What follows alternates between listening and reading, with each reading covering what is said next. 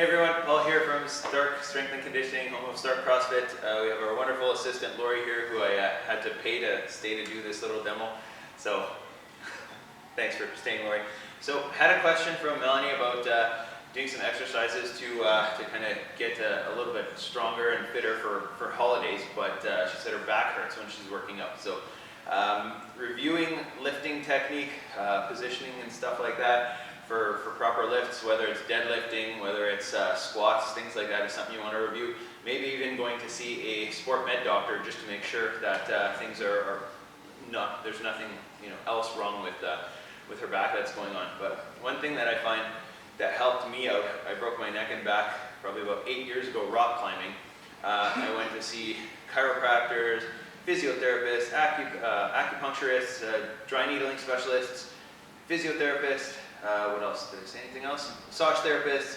So I did all that kind of stuff. And the thing that worked the best was doing tons of core work. So when I say core work, I mean all the muscles that support the spine. So I don't just mean those sexy muscles that you see at the beach. It's like everything that supports the spine, and then learning how to support the spine while you're doing exercise. So that's a huge thing that's extremely important. So whether you're squatting, deadlifting, picking up little kids, any of those movements where you're going to be lifting things, you really need to learn how to support the spine.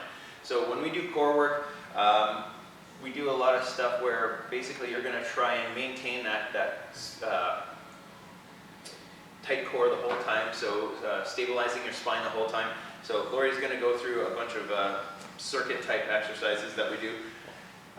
You can do this for 2 minutes, 5 minutes, even 10 minutes at a time. So when I was really broken and I was doing this stuff, I'd work it up to about 10 minutes at a time. We even had, before we had this place, and we were just training out of a park, we'd have people doing this for 5 to 10 minutes at a time, just kind of going through one exercise to the next and maintaining proper positioning and spine stabilization while you're doing it.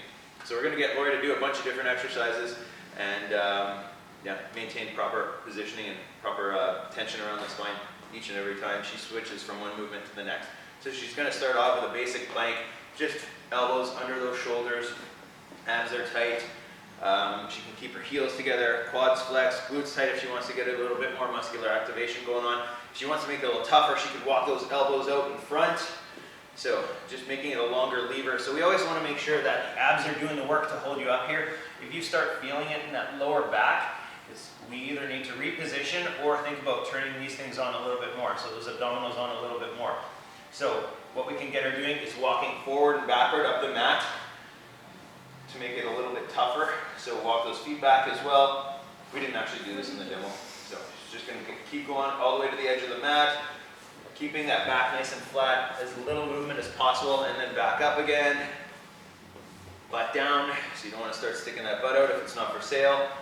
There, holding it here. She's going to go alternate arm leg raise, so contralateral arm leg raise. So main thing here is abs are tight, holding that back nice and stable and supported, so we're not letting those hips drop. From there, we're going to do a hold 5 seconds per side, and she's just going to focus on, once again, keeping that tension in the abdominals, making sure that she's not rotating, letting those hips rotate at all. Good. So after that, she's going to bring opposite elbow and knee together, so you can do this for up to about 10 repetitions, maybe even more, depending on how long you're doing this for. Once again, try to keep that butt nice and low. Good.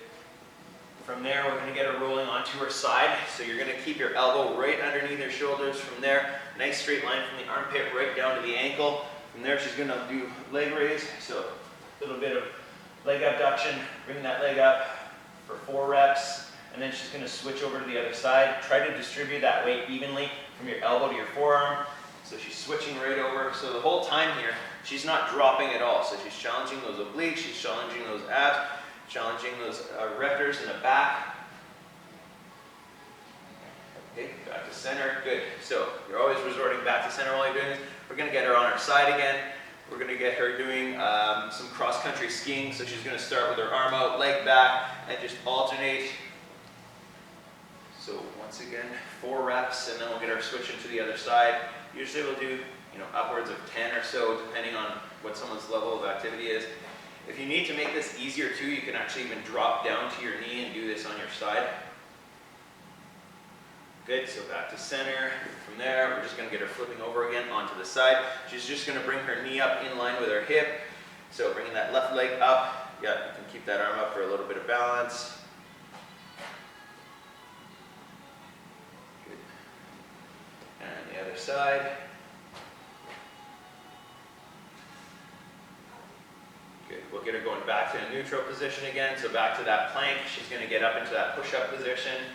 I'm going to get her doing 3 push-ups. Also another great exercise for working on that core strength and stability. So making sure, once again, abs are tight, her fingertips are behind those shoulders when she drops down. From here we can get her doing the alternate arm leg raise as well. We'll get her just doing 2 per side because probably getting a little tired right now. Good. Make sure that you're not losing tension in those abdominals and arching that back when you're going down into that. Last one, we'll get her down onto her forearms, and we're going to get her reaching back. So this one's a little bit more advanced. She's going to reach left hand towards that right foot and just try to touch that heel, making sure that those abdominals are nice and tight once again, so that back's not arching and dropping towards the ground, or hips aren't dropping towards the ground. We call this one the reach around.